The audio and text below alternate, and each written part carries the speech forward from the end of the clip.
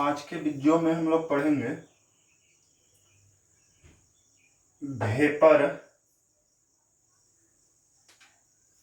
Pressure.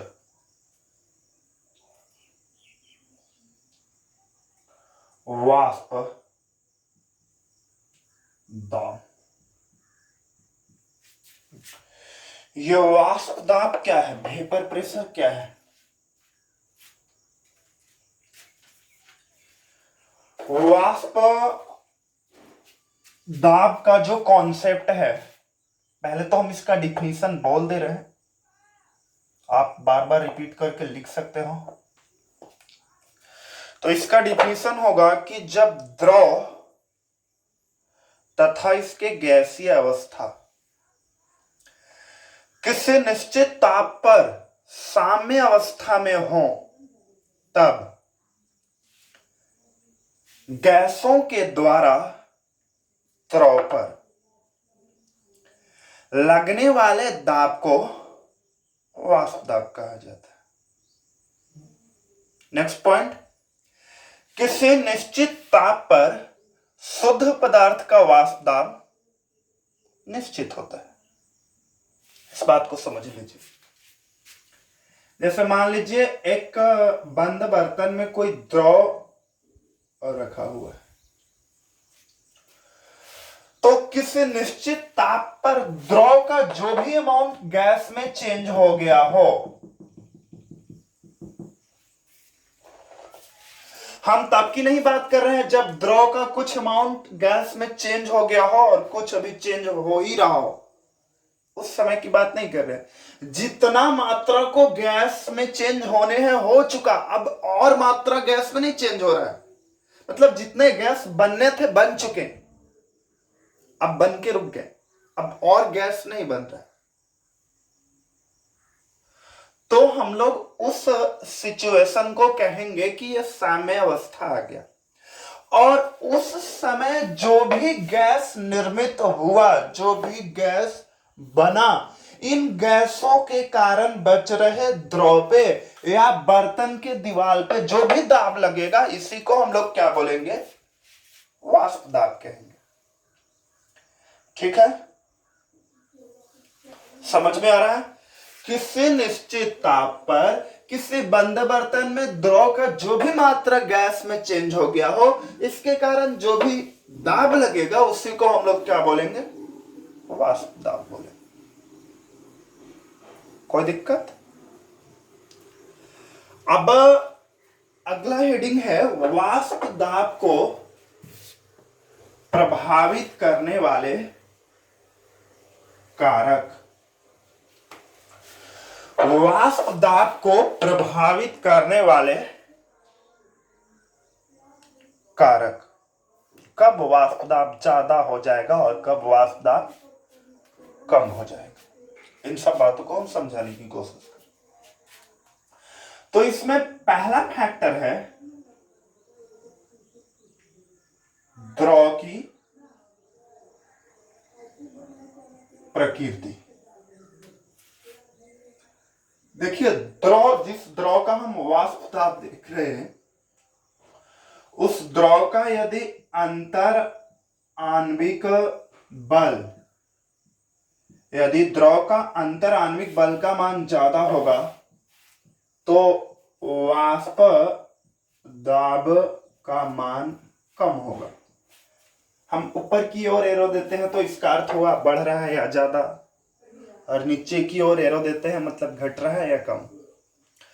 तो जरा समझिए इसका क्या अर्थ है। जैसे अंतर आणविक बल, हम जिस द्रव को देख रहे हैं वो द्रव या कोई भी पदार्थ बहुत सारे अणुओं से बना होता है, और इन अणुओं के बीच जो आकर्षण बल लगता है, उस आकर्षण बल को हम लोग क्या बोलते हैं, अंतराण्विक आकर्षण बल। अच्छा, अभी आप समझे थे वाष्प दाब क्या था? बंद बर्तन में द्रव का जो भी भाग वाष्प बन जा रहा था, उसके कारण जो दाब लग रहा था उसे आप क्या कह रहे थे, वाष्प दाब।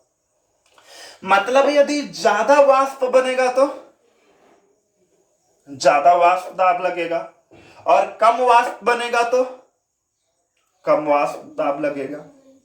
अच्छा एक बात बताइए, द्रव वाष्प बन रहा है, मतलब द्रव यदि वाष्प बन रहा है तो द्रव के अणु दूर दूर जा रहे हैं कि पास पास आ रहे हैं?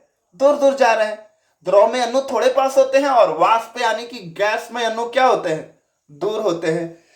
यदि द्रव को वाष्प बनना है तो द्रव के अणुओं को पास आना होगा कि दूर जाना होगा? दूर जाना होगा।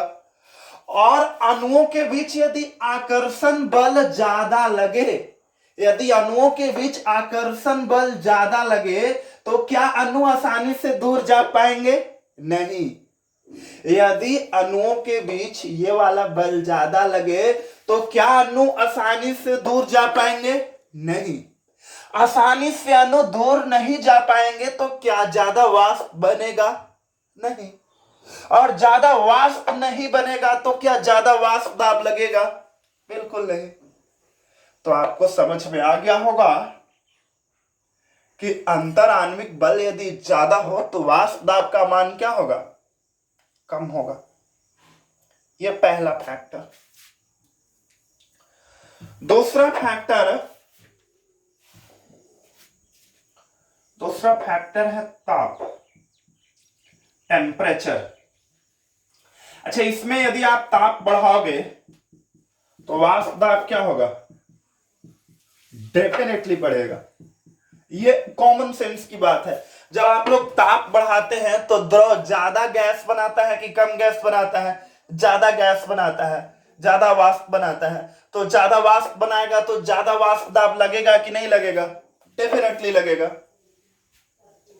मान लेते हैं, माना कि T1 ताप पर वाष्प दाब जो है और P1 है, और T2 ताप पर वाष्प दाब P2 है। तो यहां पे एक फॉर्मूला होता है, log P2 बटे P1 बराबर डेल्टा H वेपोराइजेशन बटे 2.303 R इंटू 1 बटे T1 माइनस 1 बटे T2। देखो इसको हम ज्यादा हाईलाइट करके नहीं समझा रहे क्योंकि ये आपके सिलेबस का बात नहीं है। इस पे आपसे कोई न्यूमेरिकल नहीं पूछा जाएगा आपके बोर्ड में, हालांकि भारी बात नहीं है। इसमें डेल्टा H वेपोराइजेशन क्या है? वाष्पीकरण उष्मा, यानी कि एक मोल द्रव को वाष्प में बदलने के लिए जितना उष्मा की जरूरत होगा उसी को हम लोग डेल्टा H वेपोराइजेशन कहेंगे।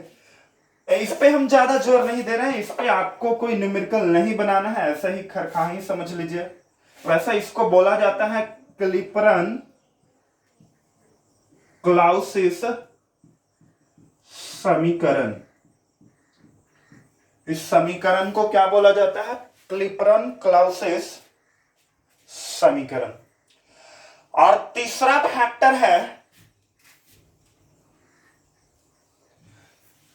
फैक्टर है द्रव का शुद्धता, प्यूरिटी ऑफ लिक्विड, द्रव का शुद्धता।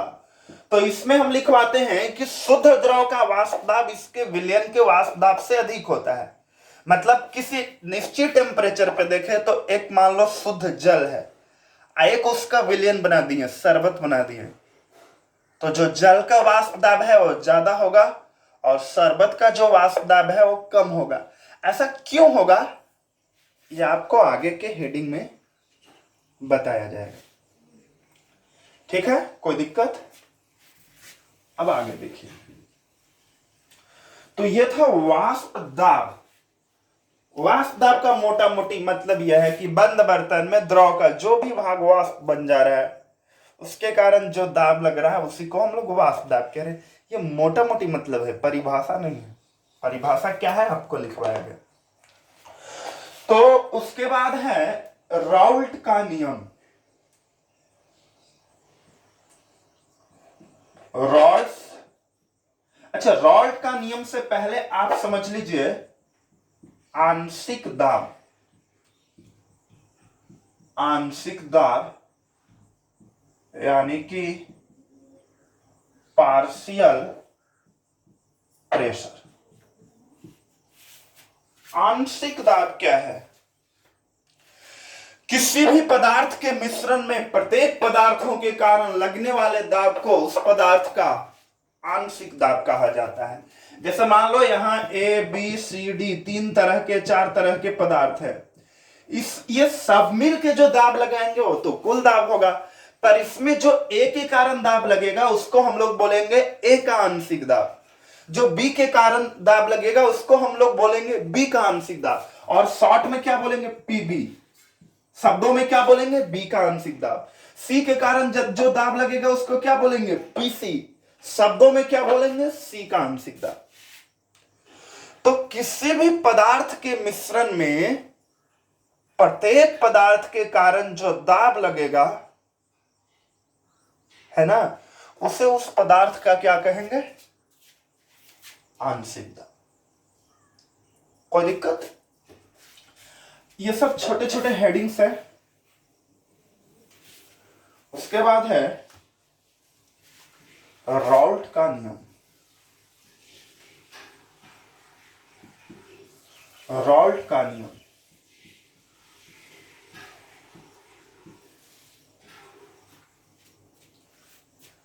राउल्ट का नियम क्या कहता है?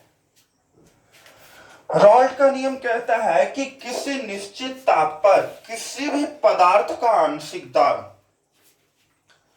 किसी निश्चित ताप पर किसी भी पदार्थ का आंशिक दाब उसके मोल अंश के समानुपाती होता है। जैसे मान लो इसमें ए है और बी है, तो कह रहा है कि इसमें से जिसका मोल अंश ज्यादा होगा वो ज्यादा दाब लगाएगा इस मिश्रण में। इस मिश्रण में ए के कारण जो दाब लगता है उसको हम लोग ए का आंशिक दाब कहते हैं, बी के कारण जो दाब लगता है उसको हम लोग क्या बोलते हैं? बी का आंशिक दाब। तो राउल्ट का नियम कहता है कि जो आंशिक दाब है P, इस समानुपाती है किसका? X का। मैंने कहने का मतलब यदि हम PA देख रहे हैं तो PA क्या है? समानुपाती X है, यानी कि A का X जितना ही ज्यादा होगा A के कारण इस मिश्रण में उतना ही ज्यादा दाब लगेगा। समझ रहे हैं आप बात? मिश्रण में जिसका X, जिसका मोल अंश ज्यादा होगा उसका आंशिक दाब क्या होगा? ज्यादा होगा। यह राउल्ट का नियम है किसी निश्चित ताप पे। और यदि यहां हम बराबर के चिन्ह दें तो कोई कांस्टेंट आएगा, तो यहां जो कांस्टेंट आएगा उसको हम लोग लिखेंगे पी नोट। इसको हम उदाहरण से समझा दे रहे हैं। पी क्या है? आंशिक दाब। एक्स क्या है? मोल अंश। पी नोट क्या है? शुद्ध पदार्थ का वाष्प दाब। जरा समझिएगा इस बात को, हम समझा रहे हैं फिर से। जैसे मान लीजिए इस एक मिश्रण है ए और बी, यदि हम इसी नियम से चलें तो ए का आंशिक दाब, चूंकि पी बराबर होता है पी नोट इंटू एक्स, तो यहां से पी ए बराबर क्या हो जाएगा? पी नोट ए इंटू एक्स ए। अब जरा समझिए, पी ए मतलब इस मिश्रण में ए के कारण जो दाब लग रहा है उसको पी ए कहेंगे। अब पी नोट ए मतलब यदि यहां बी नहीं रहता तो जो ए के कारण दाब लगता उसको हम लोग क्या कहेंगे? पी नोट ए। पी नोट मतलब शुद्ध पदार्थ का वाष्प दाब। तो शुद्ध पदार्थ मतलब हम जिस पदार्थ के लिए देख रहे हैं उसके अलावे मिश्रण में और कोई ना रहता तब जो उसके कारण दाब लगेगा उसको हम लोग क्या कहेंगे? P note. देखो हम वीडियो को छोटा करने की कोशिश में थोड़ा जल्दी जल्दी बोल रहे हैं। आपको बात नहीं समझ में आए तो आप बैक करके वीडियो दोबारा देखिए, 3 बार देखिए, आपको समझ में आ जाएगा। ठीक है? और नहीं तो आप लाइव क्लास जब चलता है, अभी तो टाइम चेंज हो गया, हिंदी मीडियम का लाइव क्लास 1 बजे से चला रहे हैं, पहले 8 बजे से चला रहे थे। और इंग्लिश मीडियम का 7 बजे से चल रहा है, हिंदी मीडियम का 1 बजे से, तो उसमें भी आप पूछ सकते हैं। तो ये रॉड्स का नियम है। रॉड्स का नियम आपको समझ में आ गया होगा। अब है डाल्टन का आंशिक दाब का नियम। आज के वीडियो का अंतिम हेडिंग है ये, डाल्टन का आंशिक दाब का नियम। डाल्टन का आंशिक दाब का नियम। इस नियम के अनुसार किसी भी मिश्रण का कुल दाब मिश्रण में उपस्थित विभिन्न पदार्थों के आंशिक दाब के योग के बराबर होता है। ठीक है, देखिए क्या हम कह रहे हैं, जैसे मिश्रण में मान लो A है, B है, C है, D है, तो कुल दाब निकालना है तो सबके आंशिक दाब को क्या कर दो, जोड़ दो। P टोटल बराबर क्या हो जाएगा, P टोटल मीन्स कुल दाब, PA plus PB, PA plus PB plus PC plus, और कोई यदि D रहता तो सबकी आंशिक दाब को जोड़ देंगे तो क्या निकल जाएगा, कुल दाब निकल जाएगा। समझ में आ रहा है? तो आज बस इतना ही। अगले वीडियो में हम लोग इसके आगे पढ़ेंगे, पर यहां तक का बात आप कमांड करके आइए। आज इतना ही, धन्यवाद।